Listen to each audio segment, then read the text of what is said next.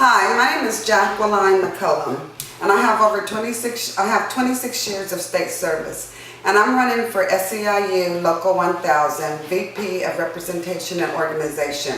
And I'm going to tell you why I want that position. There's a lot of state employees that we pay our union dues monthly and we never get representation. One of my biggest pet peeves is that we have to go have a committee go over our grievances before they go to arbitration. If it's a violation of our contract and I'm elected, there will be no committee. It will go straight to arbitration. You will have your pay parity studies done at the bargaining table. And furthermore, the most important issue to me is my retirement, because I have 26 years of state services and my medical benefits. I would not want to lose my retirement or my medical benefits because I don't have someone at the bargaining table that's passionate about it, that cares about it, that cares about me, and that cares about you. Again, my name is Jacqueline McCullum, and look me up on jacquelinemccullum.com. Thank you. Hi, I'm Richard Lewis Brown, and I'm running for SEIU Local 1000 President. And I'm not alone in this fight to change our union. My running mate, Jacqueline McCullum, is also running for Vice President of Organizing and Representation. Jacqueline and I are the only two people in our union that can give you the courage, the integrity, and the vision, along with transparency, to restore our union. Over the years, we've suffered a loss in salaries, a loss in self-esteem, and for some people, unfortunately, they've lost their homes due to foreclosure. However, we can change our union with a can-do attitude. In April, the ballots will go out, and we seek your yes vote to change our union back to the glory days. We have the courage to stand up and tell the governor we will not ever accept reducing our salaries when we have a signed contract. We will not pay extra or pay more into our pension than we already are. It's time that we stand up and fight for our salaries and fight for our self-esteem. Thank you very much. I'm Richard Lewis Brown.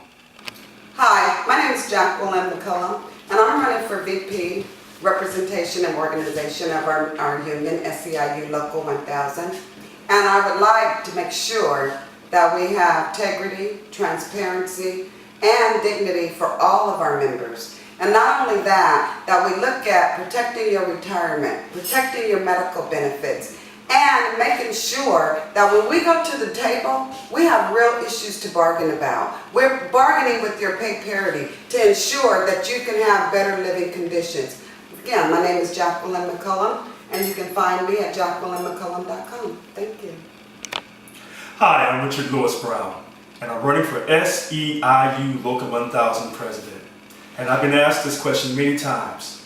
What makes me the best person to lead our union? And I will simply tell you three words: courage, integrity, and vision. Those three words surrounded by transparency. We must elect a new leader that will enforce our contract. Are you tired of your wages being reduced? From the Schwarzenegger days to the current Governor Brown, I'm tired as well.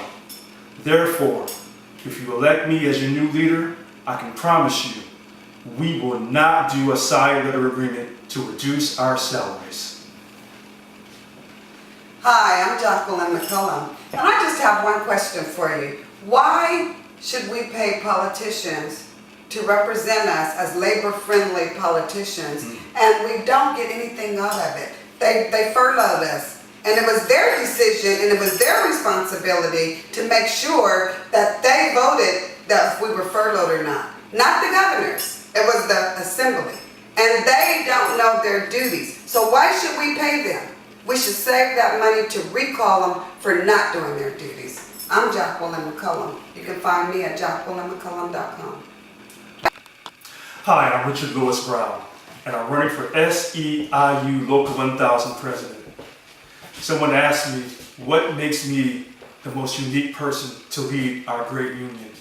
And I'll simply tell you this: transparency, transparency, transparency. I will reshape this union with your help. There will no longer be questions over where we spend our money.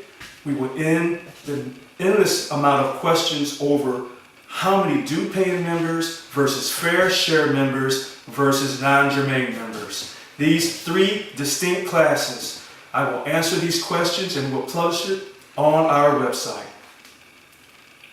Hi, I'm Jacqueline McCullum, and I'm running for Vice President of Representation and Organization. And someone told me a couple of days ago what makes me qualified to run for this position, because I have no political experience. And my answer to that person is, I don't need political experience. I need to have a passion for representation of the members and organization, because that would be my job.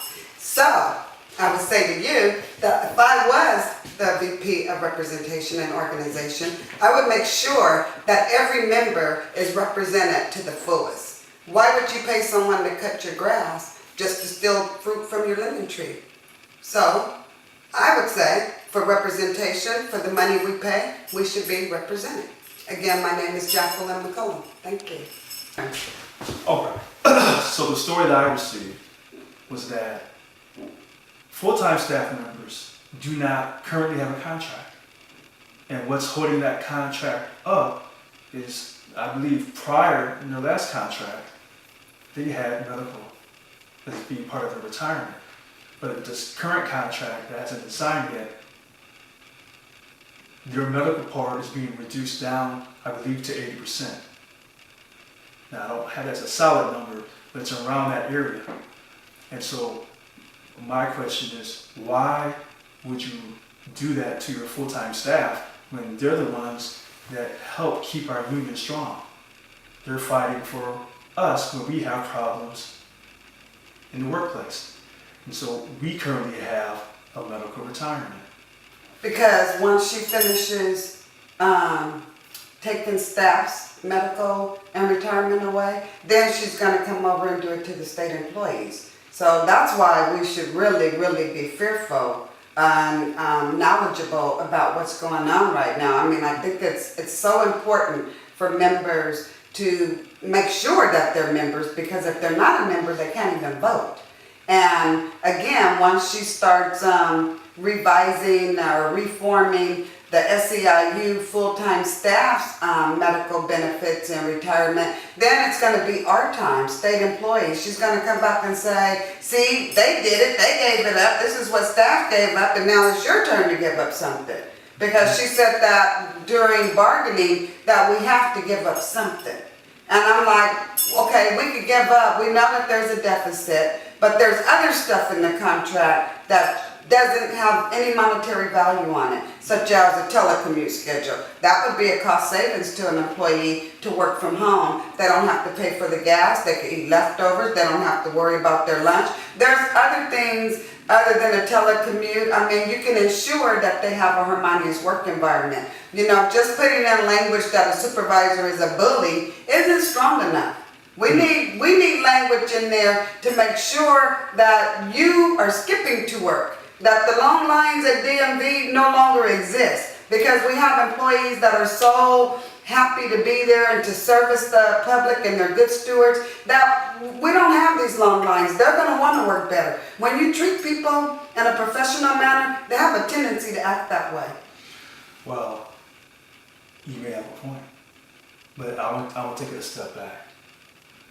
When you don't enforce your contract and you agree to a side letter agreement, the first question people ask, why is our leader doing this to us? Why are we even paying money? Whether you're a due-paying member, whether you're a fair share, or even if you're non-germane. Why should I even be part of this union? And this is why I have stated to you, we need a new leader. We need a leader that's going to stay. We're going to enforce this contract, and we're going to be transparent on how we spend our money.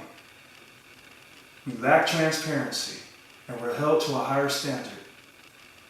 If corporations conduct themselves in a fashion that at times it seems like you're doing something that's not quite right, that's perfectly fine because they're representing the shareholder. But in our case, we're representing the middle class and the working poor. Therefore, we must always be transparent. And this is why the unions were created to begin with in America. So you could fight for a working wage, and you would have set working hours, and you could establish working conditions. And that along came the pension. So therefore, if this is true, that the full-time staff is not getting their full respect because they currently don't have a contract, and what's holding up that contract is the medical part, and this is somehow a trend to attack people's pensions by making them pay more, then there's a problem here. And so, I look at it from another perspective. Why did we get ourselves into this position to begin with the pensions? And it's not the state employees' fault that this pension is in the current situation. This is something that was established years ago. And it's unfortunate, but if you don't have a leader that has the ability to stand up and say, this is wrong, we may have made mistakes in the past, but we're going to correct our mistakes, then you'll continue to make the same mistakes, and you'll continue to have members leave the union. But once again, since we lack transparency, and I can't tell you how many due-paying members versus fair share versus non-germane we have in the union, then I'm left up to speculation. And when you're basing things off of speculation, then you can't make good decisions. And this is an issue with current leadership. The lack of transparency and the lack of the ability to do the basics, which is enforce the contract. And this is why people do not like our union, and we're having a hard time trying to recruit new members. Well, I would say to that too, Richard, that we need to have term limits on our presidency, because the President of the United States can only serve 2 terms. So for somebody to be out on union leave for 20 years, I think there's just, and it can happen to anybody. Nobody's exceptional to this. That corruption sets in. And it sets in because people want you to start doing things, or if you get me elected, then I'll do this for you, or I'll promise you this position, or you can sit on this board. And there's favors that come with it. And our union our statewide leadership should be parallel with the assembly to a sense that we can't accept any gifts. So then our vision doesn't change, and we don't get corrupt, and we don't start getting these free dinners and getting these fancy hotels and fancy vacations, and we focus on what our members pay us for, and that is for representation, and to make sure that we bargain at the table with the state to make sure that they have great benefits and that they can take care of their families. I mean, some of the simplest things is to keep California growing, and the way to do that is to keep state employees working. And then my other issue